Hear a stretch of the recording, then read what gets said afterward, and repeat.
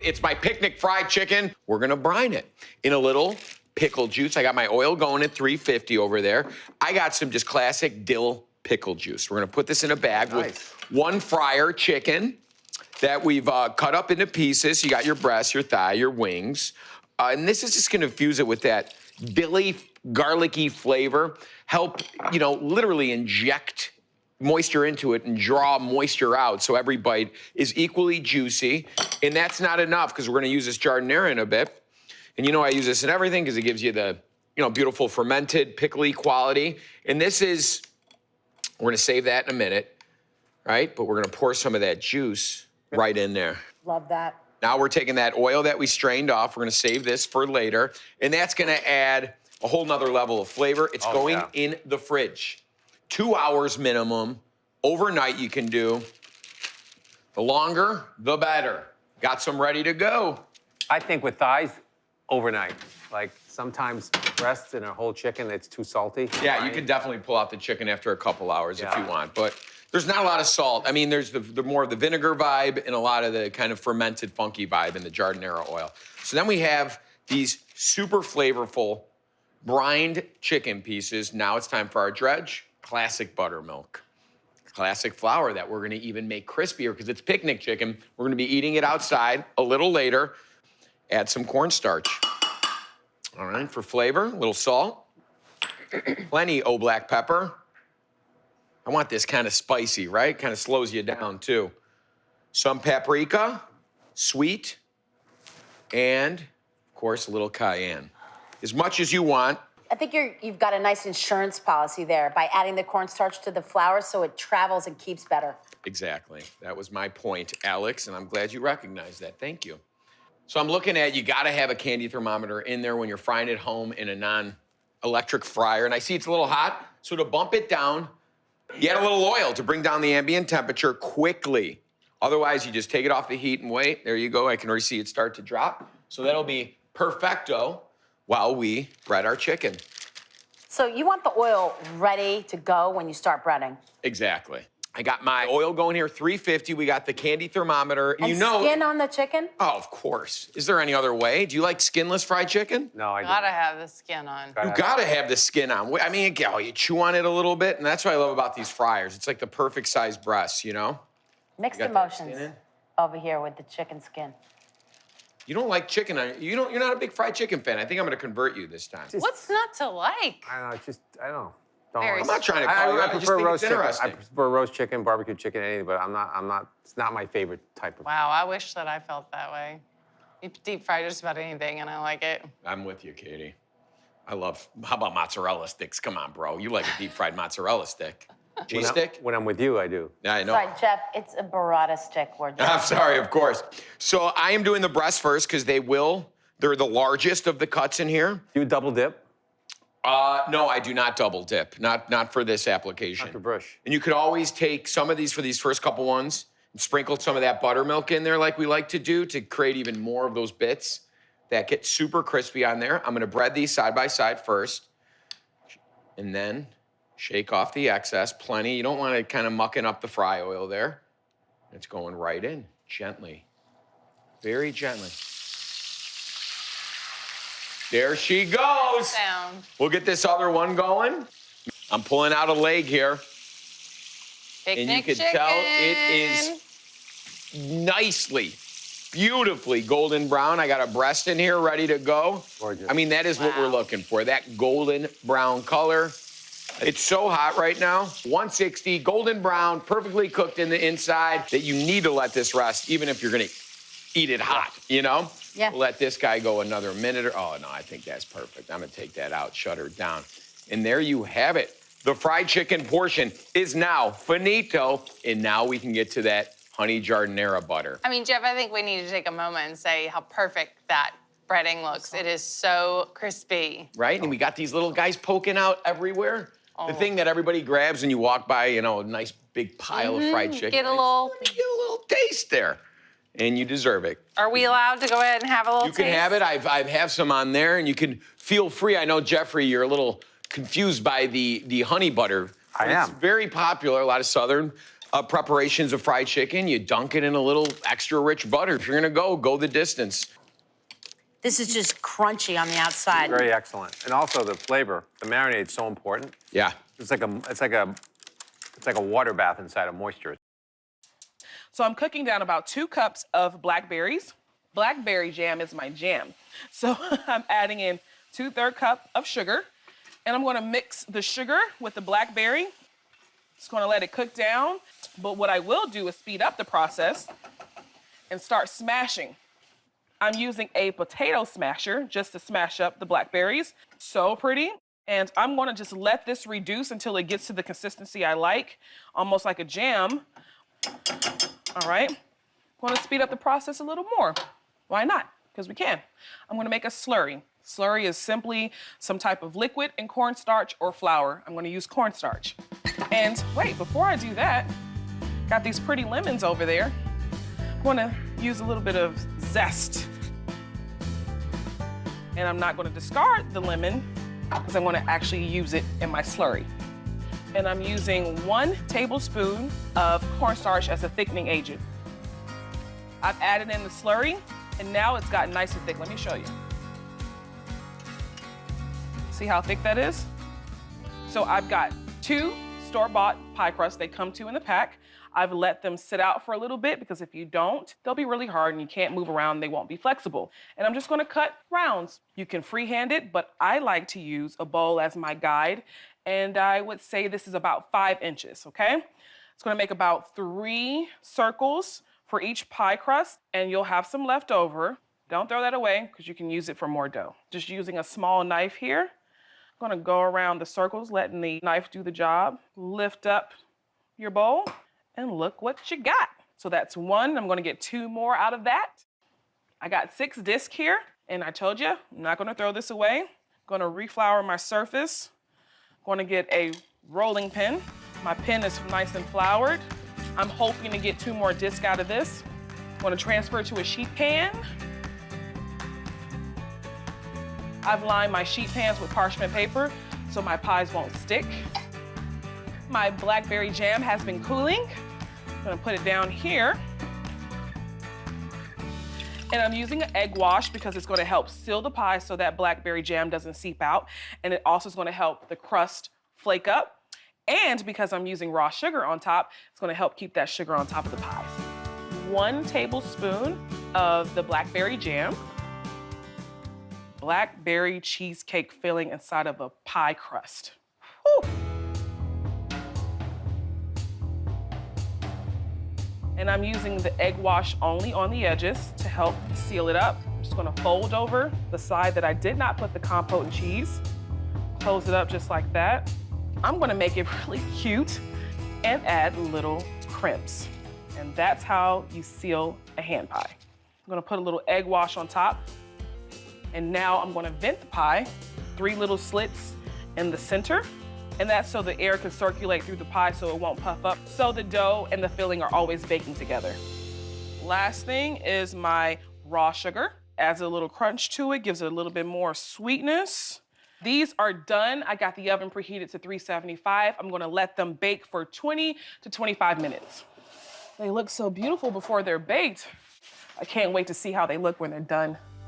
Right, it's been about 25 minutes, and those pies are beautiful. Nice and brown. That sugar is nice and shiny. I love assembled salads. It's a whole meal in one dish. And one of my favorites is a roasted chicken Cobb salad. And it starts with bacon. How bad could that be, right? So I've cooked the bacon 350 degrees on this sheet pan, so all the fat drains off, which is great. I cooked it for about 20 to 25 minutes, so I'm gonna let that cool. In the meantime, I've got all these other ingredients. The first one's Stilton, which is English blue cheese. And I'll show you how I like to cut this up. I just cut off the rind. A lot of people like to crumble Stilton into a salad, but I think it just makes everything look messy. So what I like to do is, as much as possible, cube it. So I'm just gonna prep all the ingredients, and then just before serving, put it all together. See, like big pieces are much better. I've cut up Hass avocados, big dice, because when I do an assembled salad, I want everything to be really clear. And I mix it with a little lemon juice, just to keep it bright green.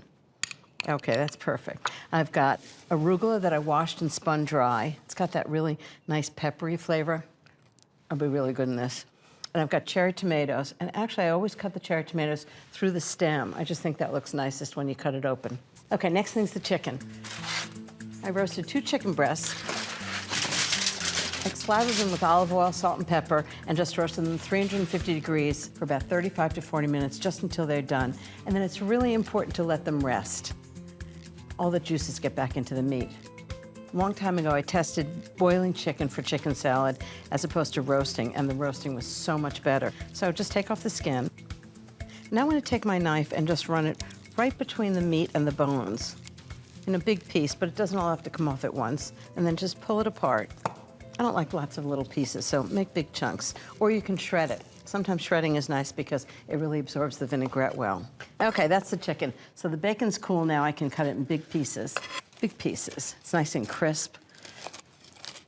Okay, that's the bacon. Now I'm gonna make the vinaigrette.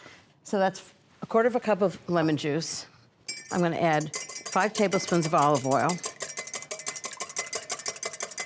Okay, and then Dijon mustard, what it does is emulsify it and flavor it at the same time. So 1½ tablespoons. It's gonna have lots of flavor.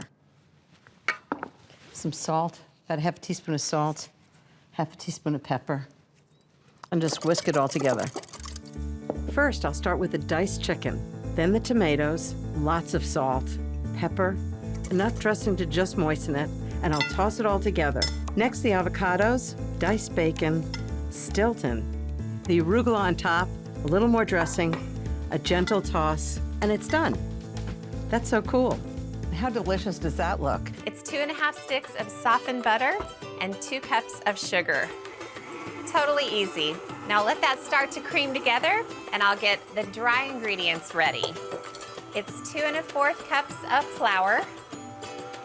This 2-cup measure is such a lifesaver. Saves me millions of scoops a year, I estimate. And then 3/4 cup of unsweetened cocoa powder. These are very chocolatey cookies, hence the name. That's all I'm gonna say about that. 1.5 teaspoons of baking soda, and then 1 teaspoon of salt. And then I'll sift these together so it's all one mixture. The butter and sugar are creamed, and I'm adding 2 eggs. I'll let the first one mix in just a little bit before I add the second one. And then a little bit of vanilla. That looks great. Now I'm gonna turn the mixer off before I add the first addition of the dry ingredients. This is a rich, chocolatey, marvelous cookie. I love it, and it has so many good things in it. Now I'll keep the mixer on low, and I'll gradually add the rest of the dry ingredients. Now I'll crank it up just a bit to give the mixer a chance to get it all combined. So rich and fudgy. Want to get the spatula down in there, make sure I didn't miss anything. Okay, now I've got some fun things to add. Chocolate chips. These are semi-sweet, but you can go really dark with bittersweet. That would be delicious. Some dried cranberries, or you can use cherries. And I'll start to give those a stir. I like to mix these in by hand. I always kind of regret it halfway through though. I need to work out a little bit more. Okay, last thing to add, caramelized nuts. So flavorful, they make the cookies wonderful. Once you try these, you'll never go back. I melted 2 tablespoons of butter in a skillet, added 1/4 cup of brown sugar, and cooked it for 3 minutes until it was caramelized. Then I added 1/2 cup of roasted peanuts and 1/2 cup of slivered almonds. I stirred them into the caramel, then added 1 teaspoon of cinnamon, some salt, stirred again, and tipped them out to cool onto a wax paper lined sheet pan in an even layer. I'm gonna use my scoop to get these onto the trays. Okay, these are ready for the oven. I'm gonna bake the cookies at 350 degrees for about 20 minutes until they're set in the middle. Now these are pretty tender when they first come out of the oven, so I'm gonna let them sit, and then after about 10 minutes, I'll transfer them to a cooling rack.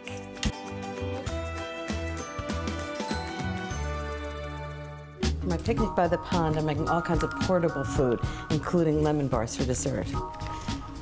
So I'm gonna start with 2 sticks of butter, half a cup of sugar. Why do all my recipes start with 2 sticks of butter? It's for a party, though. I'm just gonna cream those together. And then with the mixer on low, add 2 cups of flour.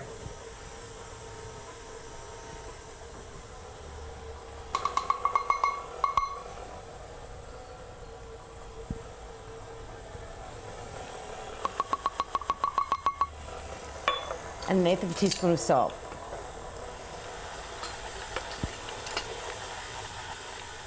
Great. This is really a shortbread dough. It's so much easier to make. It doesn't require a rolling pin. I'm just gonna pat it right into the pan. Okay. Put it right into a 9 by 12 pan.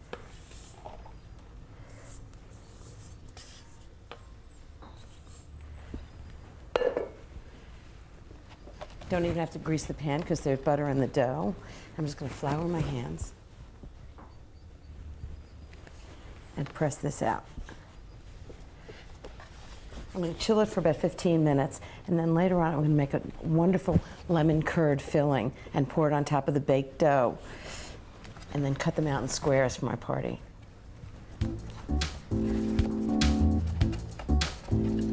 Okay, just chill for 15 minutes. For my picnic by the pond, I'm making lots of portable food, including lemon bars for dessert. I've got the crust all baked and cooled, and now I'm making the filling. So I've got 6 eggs, 3 cups of sugar. I'm just gonna whisk it all together. These are really lemony lemon bars. I've got lots of lemon juice and lots of zest in them, and great flavor. Okay, next thing is 2 tablespoons of grated lemon zest, which I've already got right there. Cup of fresh lemon juice. I can already smell the sharpness of the citrusy lemon. And the last thing is 1 cup of flour.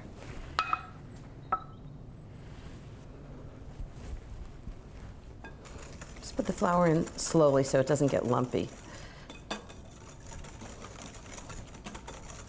And when this is done, I'm going to pour it onto the crust, put it in the oven, 350 degrees for 30 to 35 minutes until it sets. And when they're cool, I'm going to cut them in big squares and dust them with confectioner's sugar. Okay.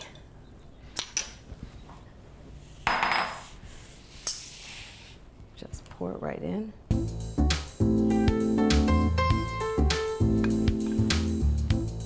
And into the oven.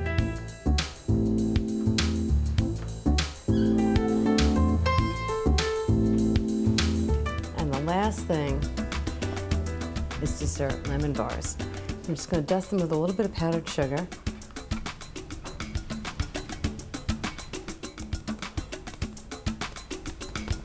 These are so lemony. I can't wait for dessert. And I've cut 12 of them in this pan. It's always the first one that's hard to get out. Got it. Okay, we'll wrap it in parchment paper.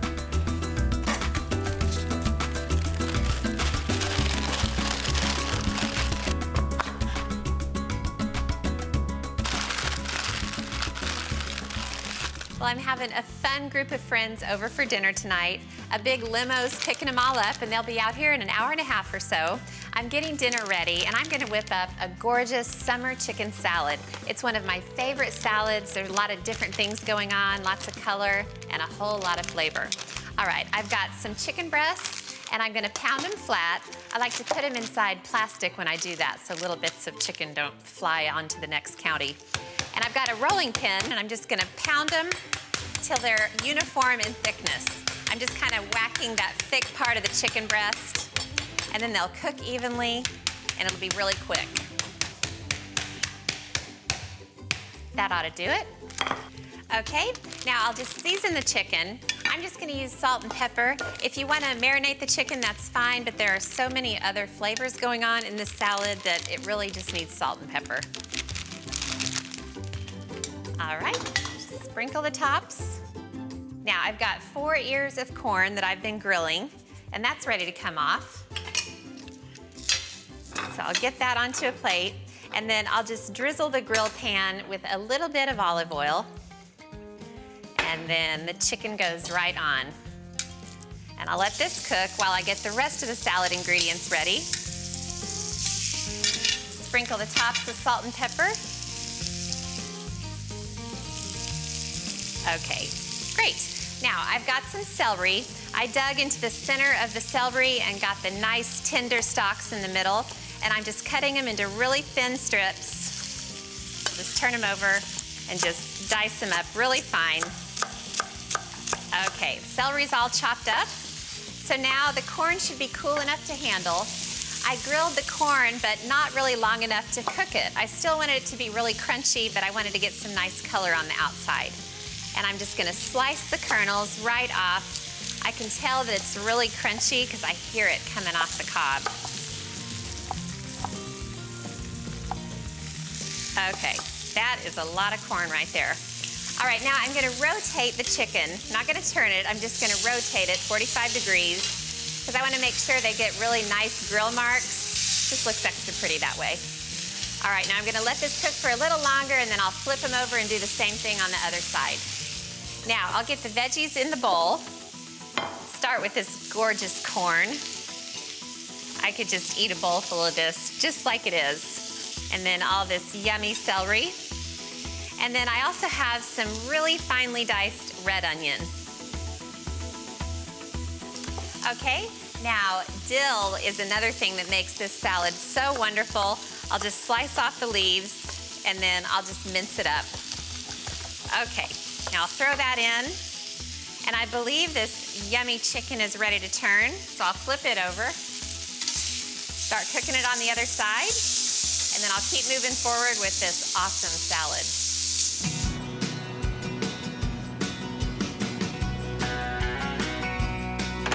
Thanks, Limo. Hey, hi, Tuna. I'm gonna scoot on over. Are you excited? Yes. Can you wait any longer? I can't wait. Are you ready?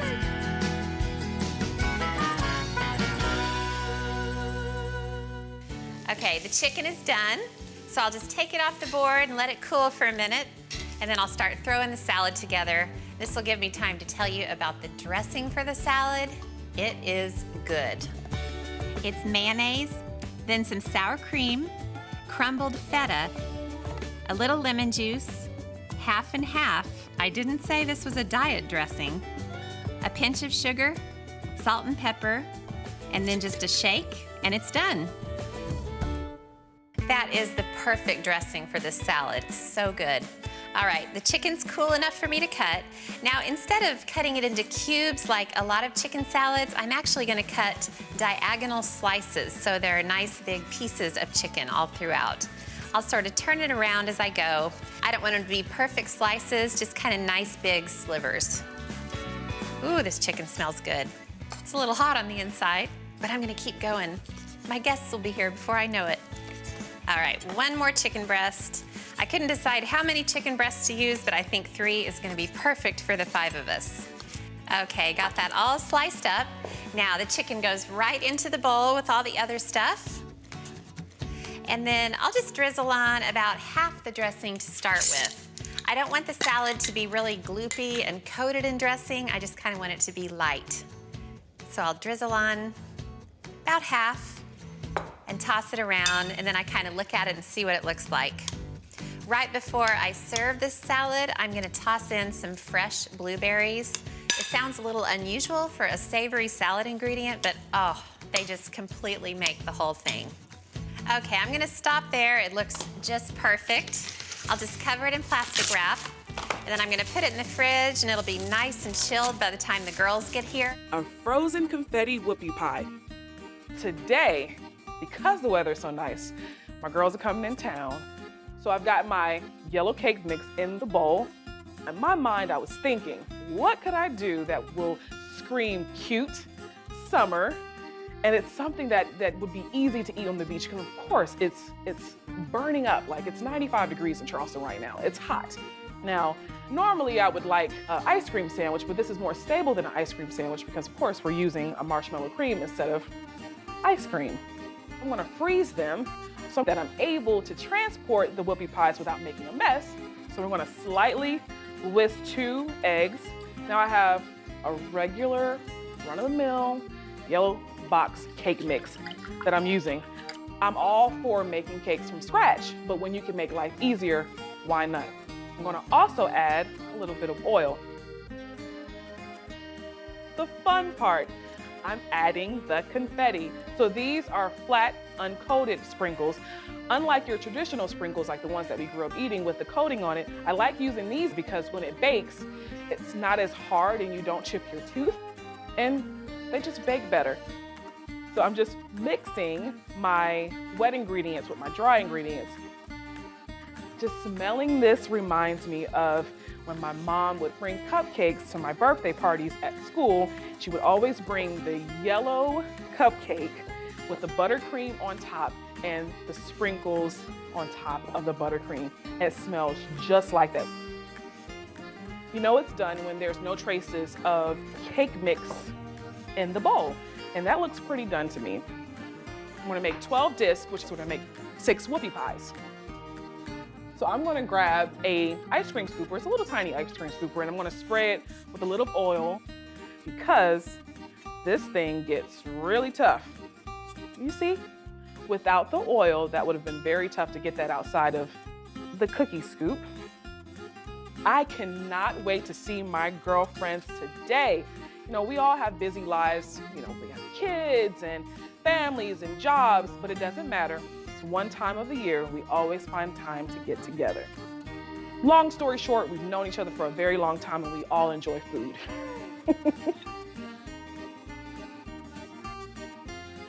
So I'm gonna spray that one more time because we have a few more scoops to get out.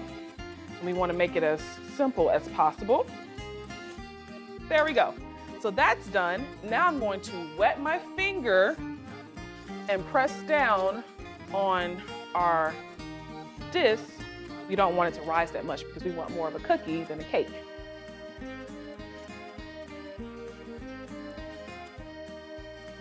So I'm gonna pop that in the oven. It's set to 375. I'm gonna bake that for 12 to 15 minutes.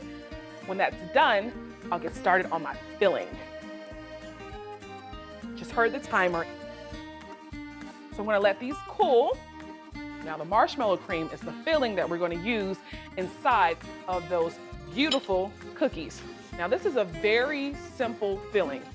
We're using some softened butter, vanilla, powdered sugar, and marshmallow cream, all right? So I'm gonna use about half of this stick of butter, which is about 4 tablespoons, a teaspoon of vanilla extract, and I'm gonna get this started. I'm gonna start beating it on the low notch. All right, that looks good. So I started the mixer first because I wanted to break up my butter a little bit. Now I am going to get this marshmallow fluff and I'm going to use this entire jar. All right, now I'm going to put this mixer on high.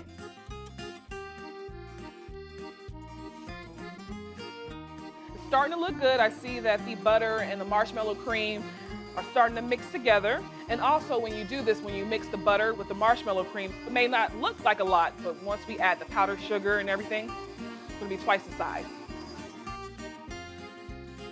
Look at this. That's what we want.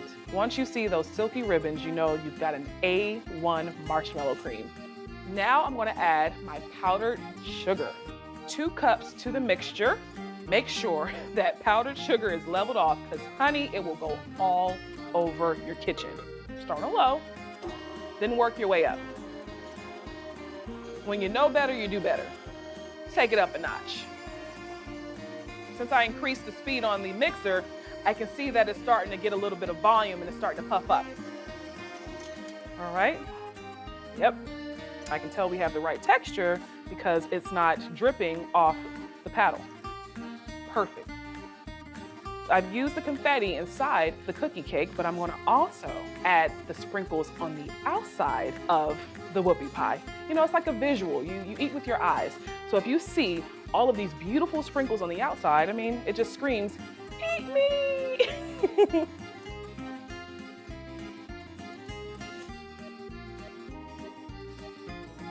So cute!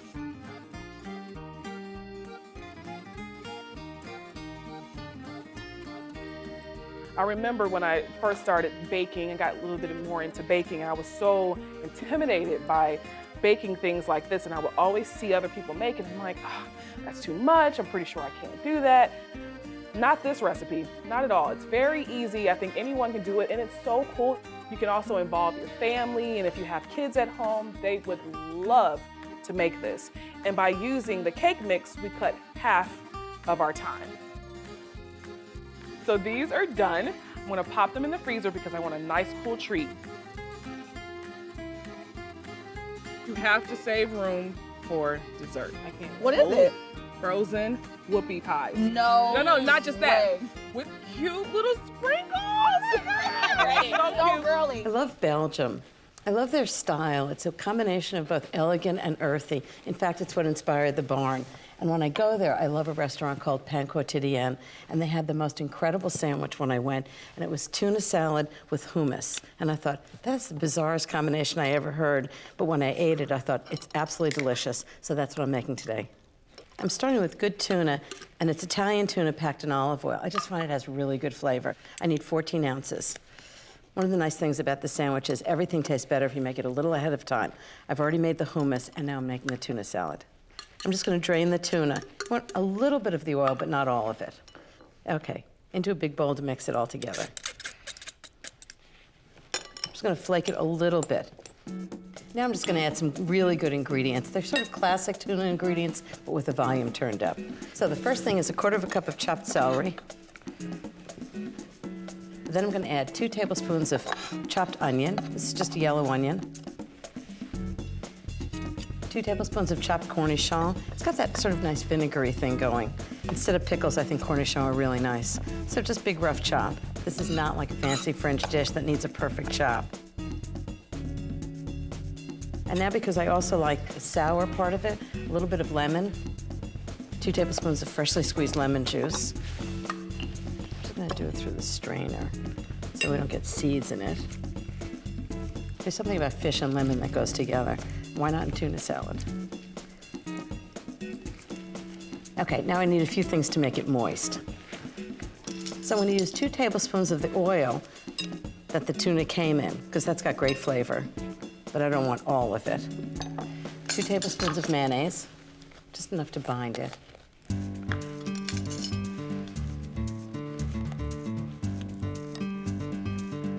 One teaspoon of mustard. I use Dijon mustard. 1/2 teaspoon of salt. Make sure it has great flavor.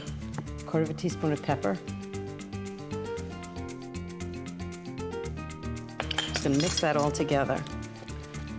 Now the secret to really good tuna is the flavors really develop if you let them sit for a little while in the fridge. They sort of blend together. Okay, into the fridge.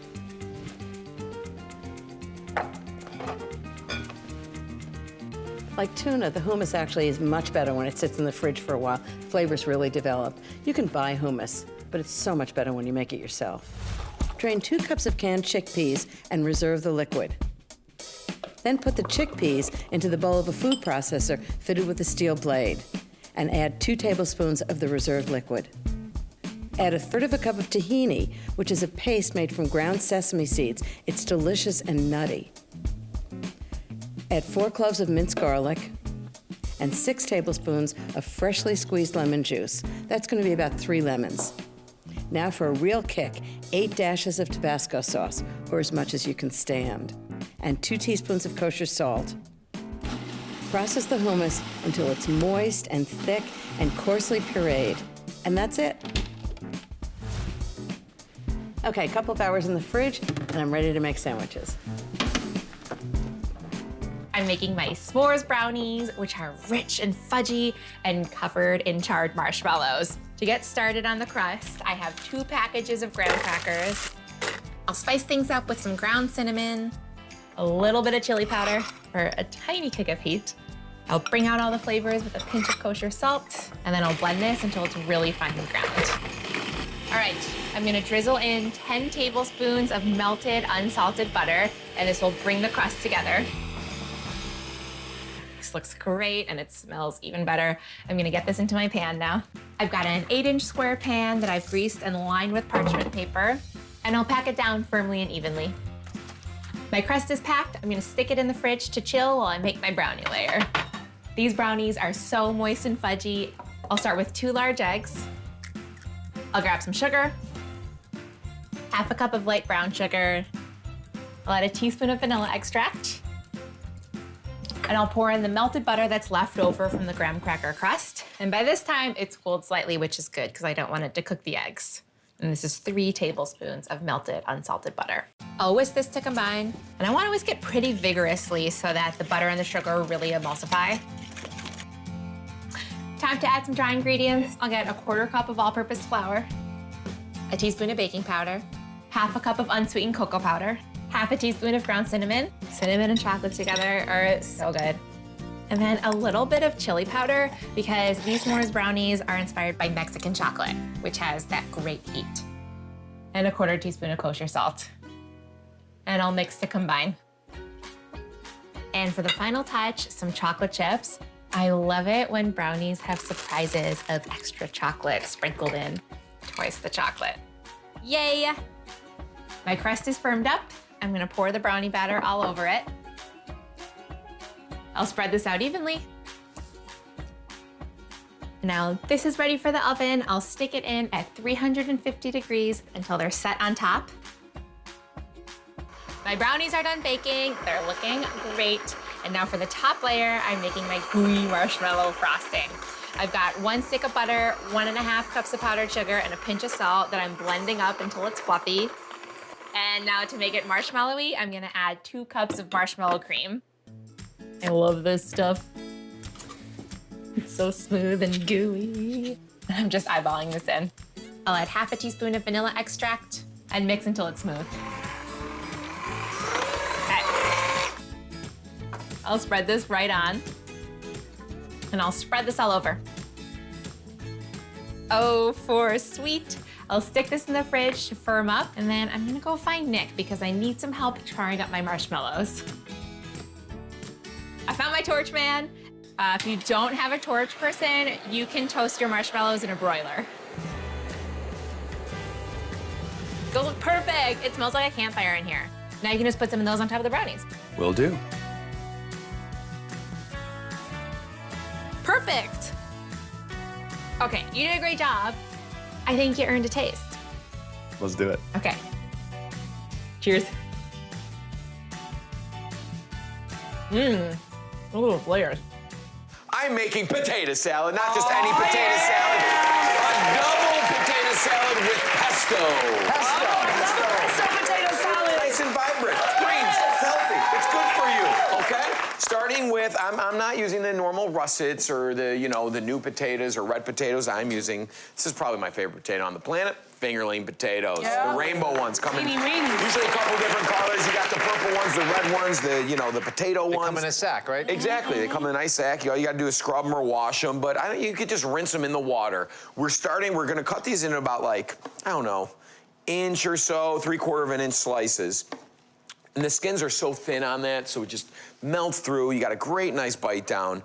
And we're gonna start it in a cold pot of water here that is aggressively salted, okay? And then we're gonna bring it up to a simmer. So we're slicing these all even, Steven, starting in that cold pot of water. No need to cover it, heavily salted. We're gonna bring it to a boil and then bring it immediately down to a simmer and cook it till it's fork tender, just like these guys are here. And then immediately you wanna drain it, okay? Now you wanna have all your mise en place ready because you don't wanna have to wait for anything. I like a nice fresh potato salad. A lot of people like it overnight. I don't know, like fresh, ready to go. I love it overnight. So again, fork tender. I love that you're doing skin on, too. Yeah. What about you guys? Are you skin on or skin off? Skin on. Whenever I can leave a skin on anything, I leave it. Yeah, me too. Skin on. I don't know, it just looked so pretty too, and these skins all are the vitamins. so nicely colored. So we are gonna drain this quickly into a bowl, and while it's hot, I think this is a very important step Yes, in very any great important. potato salad. A little white distilled vinegar directly on that while it's hot. Not a ton, just enough to kind of coat it. And what's happening, Raul, all that acid from the vinegar is soaking into the warm potato. So every bite is seasoned with that salt water and with the vinegar. So like nothing's under seasoned. It's all beautiful. Give it a nice little toss, and you could smell the potato soaking in there. Awesome, now let's make our base. I like a creamy potato salad, so we got some mayonnaise in here. We're gonna add about a tablespoon of Dijon. Good. Some capers. Drain those, guys. How many? I don't know. We could chop them up. I appreciate the caper jar because too. there's Less always room. that weird pocket in your door where you Yeah, have all you the need sauce that. that goes right fit in the now. pocket. Okay. Just give them a rough chop, or you can keep them whole, but these are decently sized. I like chopping them. Yeah. I like chopping them Me a little bit. too. Don't forget, it's a seed, right? Caper's a seed. It's grown on a bush. The berry. Berry, berry. And then, of course, the pesto, about a quarter of a cup of that. Store-bought, right? You know, we've talked about this before. It's much more deli vibrant. usually, right? It's beautiful, but I think pesto loves fresh citrus, so we're gonna put a little lemon juice. First, a little lemon zest directly into that base. Do it, do It's it. gotta be good. It's gotta be good. It is. It's all like, Really you know. gonna pack a flavor punch. I think if you toss anything in what's in that bowl, it'll be good. Can you imagine just making a little extra of this and then just keeping it in a jar, put it on on like your a nice, hamburger. put on a hamburger, put it Slather on a that on club sandwich salmon. with some Fried crispy fish. bacon. Yeah. Fish and chips. Do you like it cold, room temperature, or hot? I like my German potato salad hot. I like Yeah. it warm to room temp. Room temp, warm, right? Cold? I mean, I like both of them. Do I have to choose? I think Yes, you cold do, is so Katie. wrong because this is like ice cold on Well, your teeth. when We're it's gonna like at judge a you. barbecue, I want a nice cold one if it's hot outside. And then other times, I like that nice warm, you know, vinegary one. Yeah. Oh man, tell me you don't want it. It looks so good. So when I was making, thank you. We're not done. Oh, we got the best part now. When I was making this, I was like, how do I add some texture? And how do I add a little spice? Because that's the only thing this is missing. Just a little something to give it an edge. Yeah? Oh my God, I'm seeing what's happening right now. So here we're gonna kind of This is like, this in this a is, beautifully wow, that is, whoa. hand-blown glass bowl here that were made by monks in New Jersey. The embroidery capital of the world. Is Jersey really the embroidery capital? Yes. Wow, put that on the license plate. There you go. You're on fire today, Jeff. I am on fire. Potato salad makes me crazy. All right, so I said it was a double potato salad. It is. So we're gonna take one of my favorite, everybody knows chips are my guilty pleasure, but my guiltiest pleasure, jalapeno kettle chips. Yes. Potato on potato. Obviously, if you're serving it, right before you serve it as a potato chip, you don't, Yes. store it like that, right? You scoop from the top and then reapply as you go on. Right? Like an ice cream sundae. Spoken like a real user of his own recipe. Yeah. All right, who's first? Me. You know what that'd be great with? A little bratwurst or like a, Talk about it. Talk about it. Grilled sausage. Little bratwurst, knockwurst, Oh. anything. Man, I'm hunge. Look at it, crunchy, crunch, crunch. Build that first bite. I see the bite, you're going. Oh, I see a caper.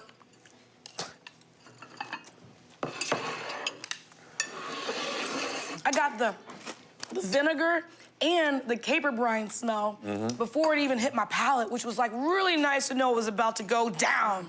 Now, the pouring of the vinegar over the top of the potatoes when they come out, so smart and so good. And I am hashtag team texture. So the crunch on top of the creamy potato with the pesto mix in here, Jeff, this is delicious. I need 3 cups of all-purpose flour. Just lighten it a little with a cup and then measure it without packing it down. That's 1 and 2, 3. Great. The next thing I need is a tablespoon of baking powder. I want them to be really light and fluffy. Half a teaspoon of baking soda. Half a teaspoon of salt, and lots of cinnamon, 1½ tablespoons of cinnamon. That's about right, 1½ Perfect. I'm just gonna sift them all together. Just make sure there's nothing in it that you don't want in your muffins. Next, the wet ingredients. So first I need 1 1/4 cups of milk. I'm just gonna do it all in a pitcher so I can measure it together. Perfect. 2 eggs, which I've already beaten.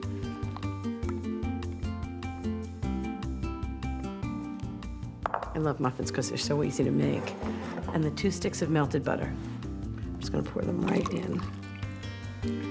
Whoa, just made it. And then I'm just gonna make a well right in the middle of the flour and pour the wet ingredients right in. The nice thing about muffins is you don't have to make them in a mixer or a food processor, just a big bowl, that's all you need. The less you mix them, the better they are. They get sort of tough. So just stir this around, and then I'm gonna chop up lots of fresh strawberries. So I need 2 cups of chopped strawberries. These are really gorgeous strawberries from California. And I think I'm just gonna dice them, big pieces, because when you bite into the muffin, what you wanna be sure is you get a little, like a bite of the fresh strawberry. Okay, this should be about 2 cups of fresh strawberries. I'm just gonna put it right into the mix. They smell so good. And just fold them right in. The thing about muffins is if you have a good basic mix, you can really put anything you like in them. Blueberries, strawberries, raspberries. And 1 1/2 cups of sugar. Actually put the sugar in last. It makes the muffins a little bit crunchy, which is nice. Just stir that in.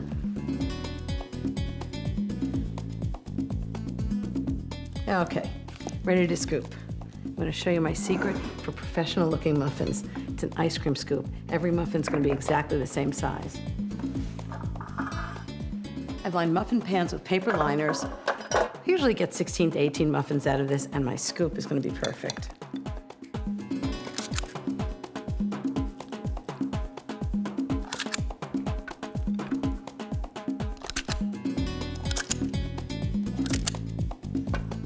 Into the oven, 375 for about 20 to 25 minutes, and Jeffrey's gonna have hot strawberry muffins when he comes back from his walk. Perfect timing. I made strawberry muffins while you were walking on the beach. Oh, Would you like one? Yeah, I'd love 2. You'd love to. Yeah. Tortilla pinwheels, and I'm gonna make them 3 ways. Okay, so I'm starting with the cream cheese mixture, and this is gonna go on all 3 tortillas. It's just a mixture of cream cheese and pesto. So then I have 3 different colors of tortilla. Look, isn't that fun? Wow. I'm gonna start with the spinach, and I'm gonna take probably 1/3 of the cream cheese mixture, which looks like a lot, and then I'm gonna spread it out until it totally covers the tortilla. And these get rolled up and sliced, so you just wanna make sure the cream cheese mixture goes to the very, very edge. Otherwise, you will wind up with lonely, sad, depressing end pieces that don't have any substance whatsoever, literally. Okay, and so this is gonna be a veggie version. So I've got sun-dried tomatoes, and I'm just gonna sprinkle everything over. Now I've got some artichoke hearts, and they're chopped really fine. And then my weakness, olives. And then some chopped spinach. You wanna roll them up and then just put them seam side down. Okay, second tortilla pinwheel is gonna be sort of a meaty variety. So on goes the cream cheese. Okay, so I got it on the plain tortilla, so now I've got a mixture of pepperoni, yum yum. Is this a charcuterie wrap? That's what this is, a charcuterie wrap. Ding, ding, ding. Salami. But you're getting the point here that you can basically open your fridge. I've got some prosciutto. This is kind of elevated here. Just whatever you have works in a tortilla pinwheel. Swiss cheese. Alex for the win, calling this a charcuterie tortilla wrap, tortilla pinwheel. Okay, so I'll wrap this up. And when you do roll it up, you want to tuck as you go. So then when you get to the point of slicing it, you don't have like big gaps in the center.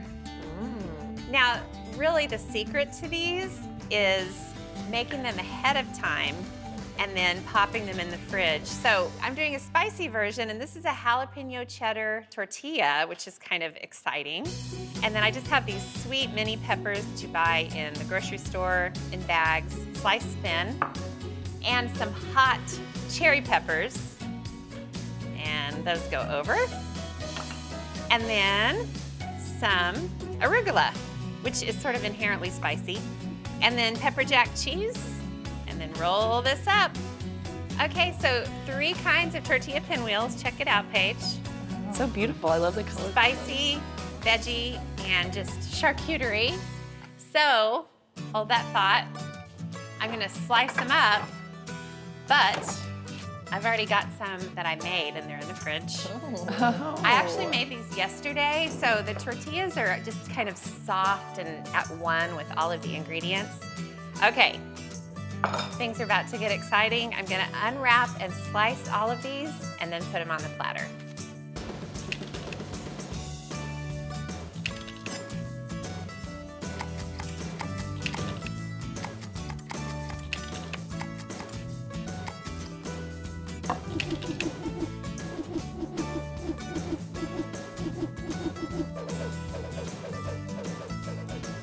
Well, I ran out of platter space, but look at these, Paige. That's Look how cute. It looks like a sushi board.